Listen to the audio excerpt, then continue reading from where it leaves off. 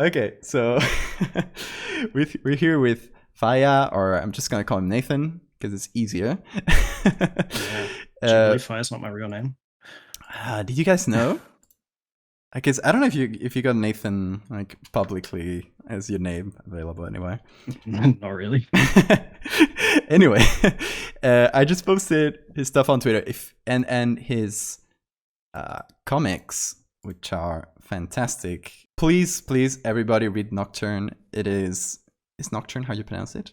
It's French, right? Yeah, yeah. Uh, please read it, everybody. It is like some of the best uh, creepy storytelling I've seen. Yeah, that's okay. It's great. I love it.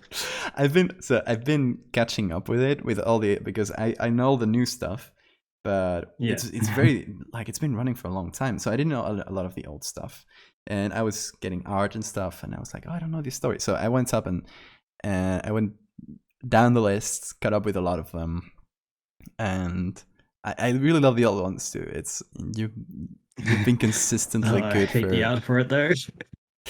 you. I'm like, oh, I want to go back and redraw it. I mean, yeah, you've got like you got much better, but and the drawing is consistently getting better over time. Yeah. But the storytelling is like just as good in the beginning to now. It's consistently so good, which is crazy because how many Thanks. stories have you done? Like five.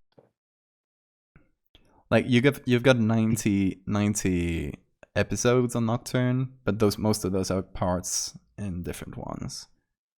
Yeah, So I have no idea how many I haven't a counted. lot, done a lot. And how long? Like when did you start with these?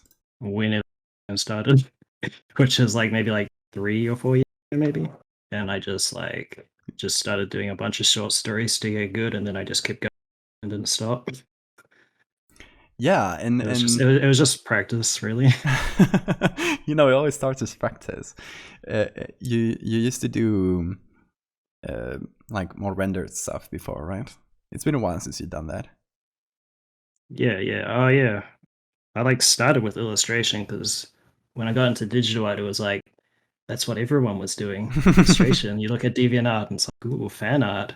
Yeah, and, it's like flashy. and It's then good. then I realized I kind of don't like doing that. Is it like the And rendering and enjoy making comics more. yeah, I get that. Like you can tell more stories. You don't have to render a piece for this many hours. Yeah, I just render a comic for that many hours instead. And you can do like a bunch of them and tell a story with it. It's great. Yeah.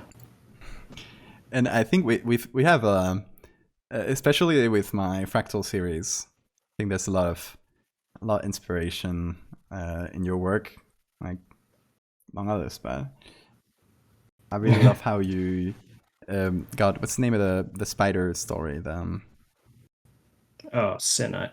Yeah. Uh, Yeah. are this kind of the more apocalyptic ones you have, or it just kind of Yeah. I didn't grows and start that way. And then I grows? just yeah. Like I started as like a small story and I was like, oh, what if I took it out? Everyone was like the cool thing about webtoons is that you can read the comments and then you can mess with them. Because everyone was talking about why doesn't she go to the hospital? There is no hospital And then anymore. you kind of play with that. I like it. Yeah. So you have like do you tend to do this where you just start with a story and then kind of adapt on the way and see where it goes, or do you usually have a start point and an end point? And I usually write it before I finish. Senai was kind of different where I was just running with the motif of spiders. But usually I'll write it out. yeah, that makes sense. Yeah, because that surprised me. Like your stories seem like paced and written from the beginning, so that like I was doing it on the fly. That surprised me. So that was just that Yeah. one story that. Yeah. Like everything I do is kind of every time I do any story, it's sort of different. Really. Like, I just change how I do things. So there's something that I wanted to talk to you specifically because I think we've got a lot of the same comments. And how do you feel Who about made this? apart from who made this? What do you feel about people?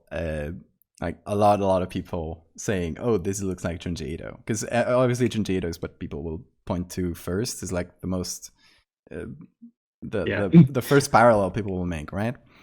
And I've got a lot of similar ones with the fractal series because it's obviously there's Uzumaki with the spiral. I'm doing fractals, so Right.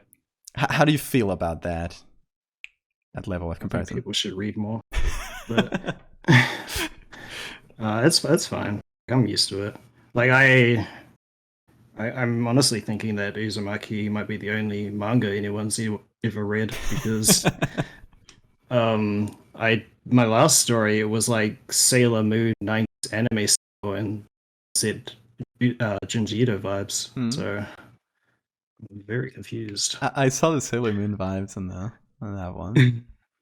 I think it's just people see creepy story or creepy, especially like creepy short story in that black and white and that manga style, and that's what they're associated with.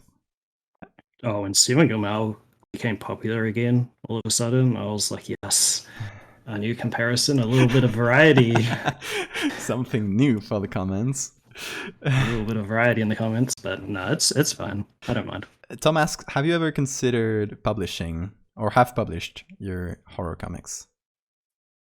I've considered it. I'm just really lazy about it. Like, I just want to make a mixed comic, and I can't be bothered like talking to anyone. I get that. About like getting a book published. You could. I mean, I would like to. I think it's like maybe as a collection more than as an ongoing thing, because I don't think, at least like maybe in the manga ecosystem in Japan, you can like publish short things intermittently. I don't think here it would probably work as a book with a bunch of stories. Yeah. Just like publishing the ones you got. I think that would do super well. Like, even doing like self-publishing, I'm like, oh, I could do that, but I also want to go back and redraw the old shit. That's a lot of work. Yeah, I get that. Yeah. I'm like, oh, I'll just put it off till later. I thought about it for the Big Bug series.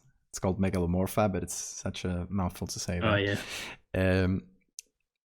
I've considered like sending it and trying to get it published or trying self-publishing, and it's exactly like you. Like, it's just a lot of work to do, and I could just do another one, and then when it's more complete, maybe I can send it, and I just keep pushing it back. So if anyone wants to do that for me, please tell me. Someone print my book. If you have a printer at home, exactly. We'll crowdsource it. Hey, everybody, do you have a printer at home? Print a page. Then we can get it done. Print a page a bunch of times, and we'll start from there. The only real work I've done was with Webtoons, where I entered like their contest, and then they put it into their anthology series that they posted. And that was about the only work I've had with publishers.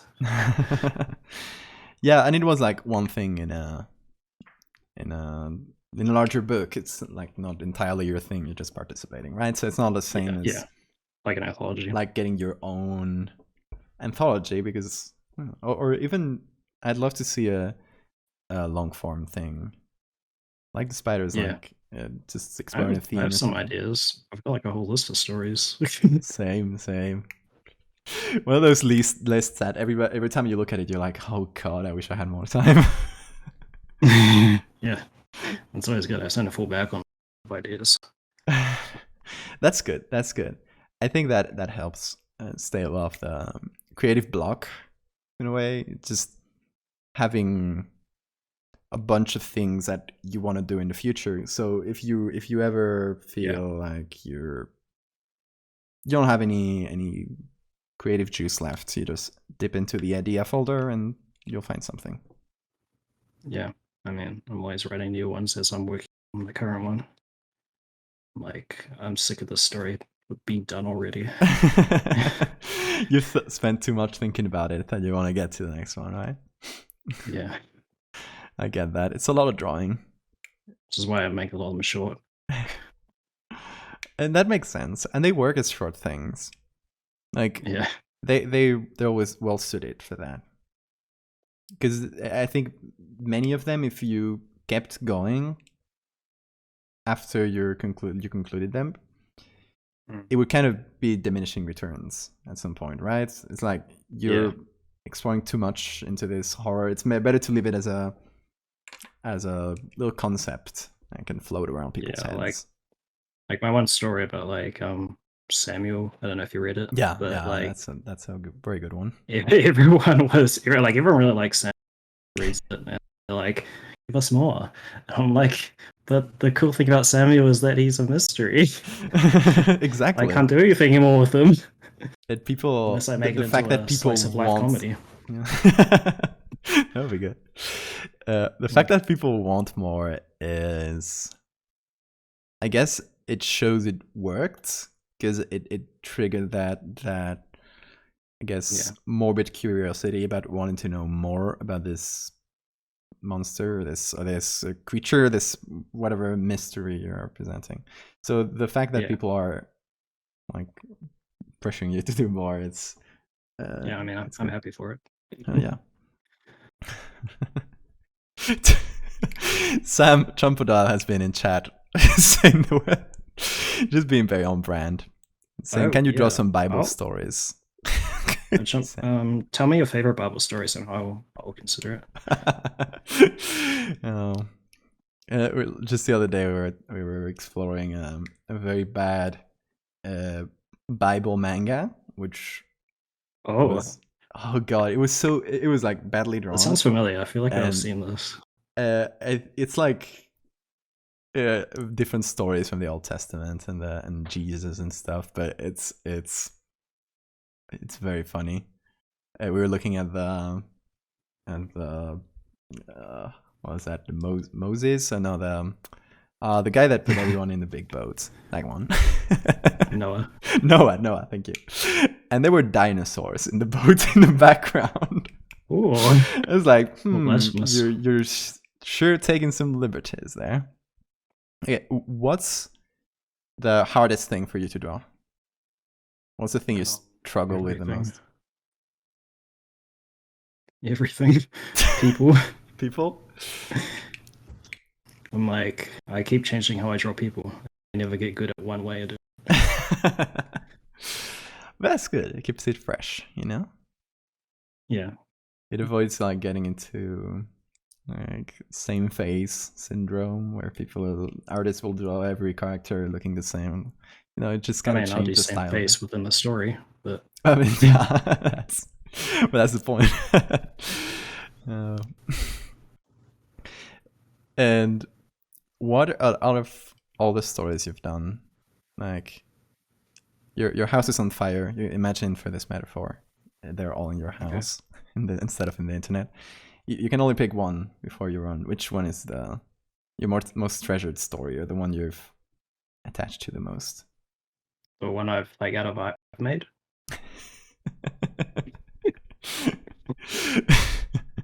That's always a good answer. I mean, out of like all my books, I don't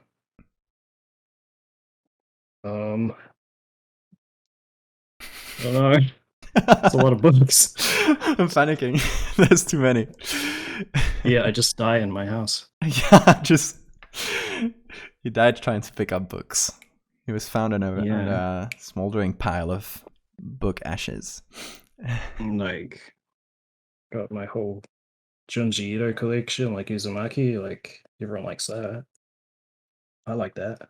I think I saw your Q&A, and I think you had the same edition as mine from Uzumaki. I just picked it up like the other day.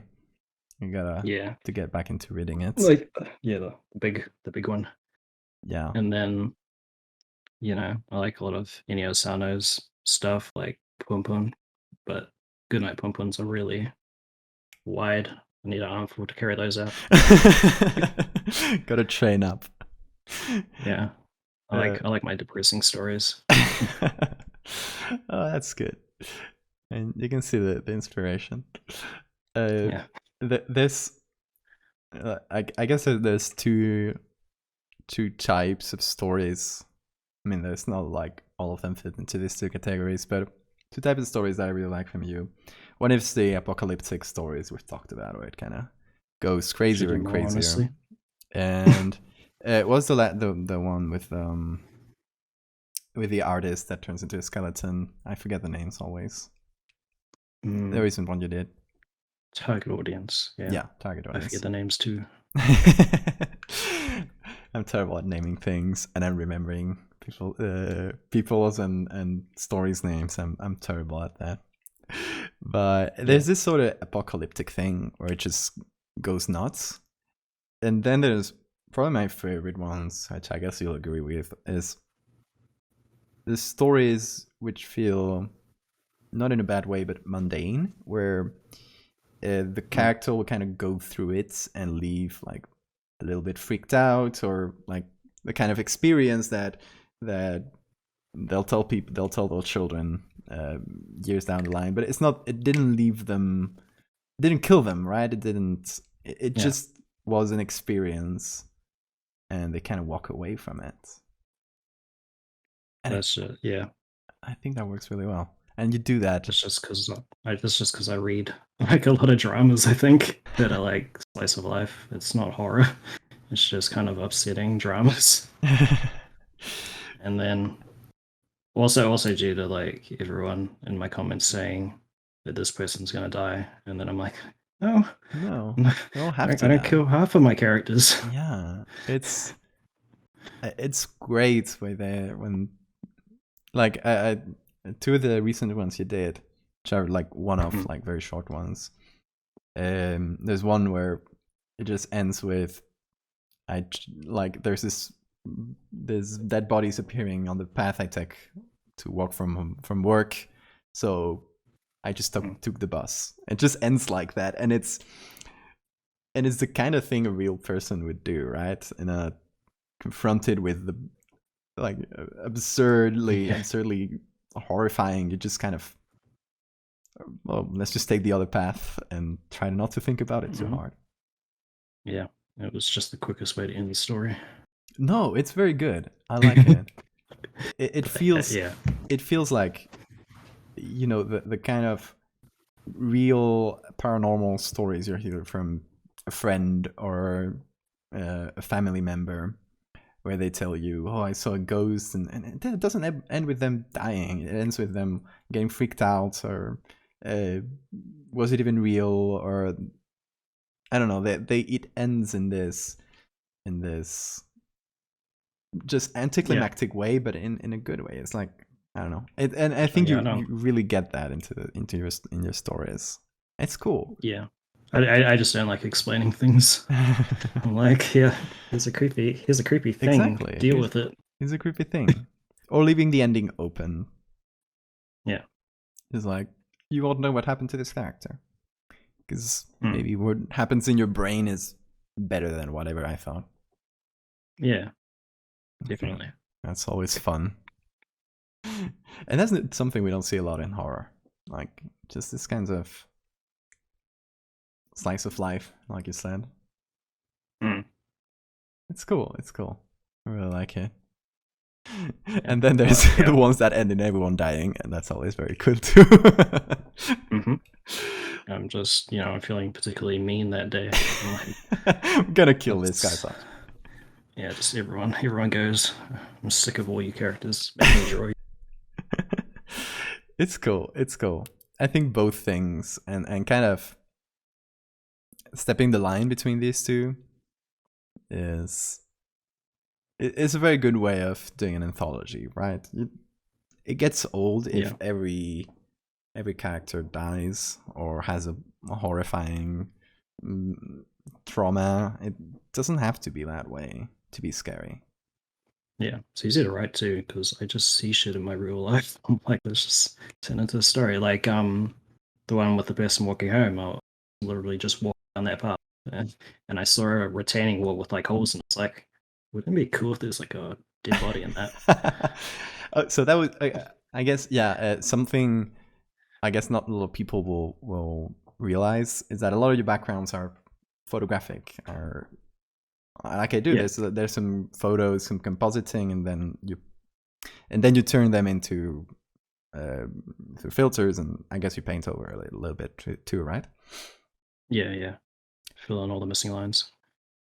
So it's kind of a combination here. So as different as they look in our art styles, we have a lot of common methods, I'd say.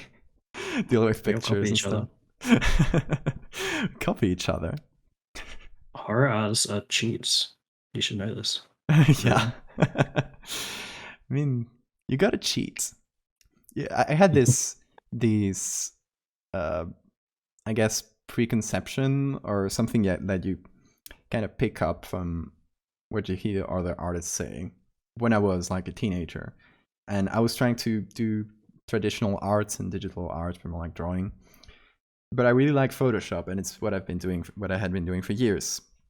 But I had this feeling that it was cheating in a way, and a lot of the artist community is saying like things like tracing is the worst sin imaginable, and this a lot of this thing, it kind of discourages you from it when it really just is a tool. It's not different from a brush, or it's just taking bits of pictures, mixing them together, and then like you're using them in a drawing or just by themselves like I do. It's literally just another medium. Yeah, no one can tell. And no one can tell. And if they can tell, what's the problem? Like, you still delivered an image that was what you intended, right? That's what matters. I think it just makes me bitter because it like improving myself because like when I got a photo background, I'm like, oh shit, I gotta make the rest of it match. I gotta do more detail. You gotta fit that. I like it. It's yeah, and you know it works. I think our brains are used to things like animation, where you have a character that's like from a lighting perspective and stuff is simpler, and a background that's more photographic or more detailed. So I think our brains just gloss over it. If you got a photo background that's super detailed, even though it's been filtered and stuff, and you have simpler, more comic-like characters, I don't think that registers to people. I don't think people even know. It's a cool style in its own way. Yeah, it's a cool style. It's a cool style. I'd say, like, I don't know if Chad will agree with me. It's not even noticeable. Like, until you told me, I don't think I realized there were pictures. And then you see them and you're like, yeah, I can see how it was. I mix it up too. Half of them are, half of them aren't. You can usually tell which ones are because they're really detailed. Yeah. When you notice, when you go look for it, you see it. Yeah. But the point is that it all blends together in a cohesive image. So if that works, it blends together. We're tricking everyone. We're tricking people, guys. We've been tricking you all along. Yeah. Work smarter. Exactly. Reality is an illusion and time is meaningless. Use the shortcuts. Exactly. Oki put it the best way. Just don't use photo backgrounds because it's not a shortcut. It's a trick. I tricked myself. You tricked everyone but yourself as well. Yeah. It's not faster because you have to blend it. You have to blend it. But do you use photo textures in your characters as well? Not really. Maybe on like the occasional creature just to make it look weird, but not often. Only like, brush textures like this one here would be like a blood splatter brush or something. Yeah, that makes sense. I don't know. Maybe that would help. I'm just pushing you into mode photo manipulation because that's what I want to see. Actually, this one here was a bunch of roots from like a... What was it? Yeah. And then I just drew over more roots. Oh, that's crazy. I couldn't even tell. It looks like it's been all drawn. Yeah, it's Hmm. very well blended there. I love that little story, by the way. It's just kind of surreal, and it ends, just leaves you there. Yeah. Just leaves a character there, like there he is. I love it. Everyone, you should go read Nocturne. It's a bunch of amazing stories. I should read some real books. You should, Like, guys, read books. If have you you guys heard of novels? if you come out of this stream with anything, it's read books, kids. read a book, guys. Like non-fiction. Oh. I think our chat here, our audience is probably like the wrong people to tell this, because there's the people that are interested in like these stories and the medium, but we should tell that to Twitter comment sections. That is where that knowledge needs to be. Is this SCP? Look here. But yeah, I recently got like befriended the administrator of the SCP account. So I have them reply to the people that comment, "Is this SCP?" under my work. I just like, yeah, reply to this one, and I have the official SCP account saying nope. That's always a funny one. That's good. That's it. Yeah.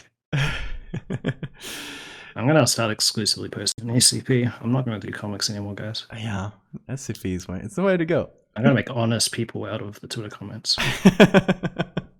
Exactly. When I did pictures for SCP, people freaked out because people have always been commenting SCP under my stuff, and suddenly there was like a contest for the 6,000 entry, and everybody was participating there. And for some reason, they all started commissioning me to do pictures for their articles, and I did 4 of them at like pretty much the same time, because it was for the same contest, right? For all my life, I've been kind of messing with people that comment, "Hey, is this SCP?" And suddenly I come out with 4 pieces, 4 discrete pieces made for SCP. So that was a fun surprise. And you still said it wasn't. You were in denial. I did. I had to to come out with the truth there. I couldn't keep lying to people. Exposed. Yeah. You guys can enjoy SCP. We're just like, don't feel bad for liking SCP. I should probably read some. There's some actually like very good writing in SCP. It's cool because it kind of puts everything into this same formats, that it's the kind of like limitations breeding creativity kind of thing. There's some really, really talented writers that have used that format to effectively tell a story. It's a very hard format because it's very like analytical, and telling horror in an analytical tone is weird. But I saw like the down the rabbit hole for it, so I know how it was made, and it was funny. The drama. Oh god, it's always gonna be drama. Love it. Love dramas. But yeah. Okay, should we go play some Jackbox? Are you in for that? Hell yeah. Okay, guys. Then we're done with our quick round of talking to everybody. I hope you guys enjoyed it. I hope they talk to me again. I hope not too many questions in chat left unanswered. If they did, I'm sorry. Okay, Nathan, it's great talking to you. And everybody go read Nocturne and books. Bye, guys. Okay. Bye, Nathan.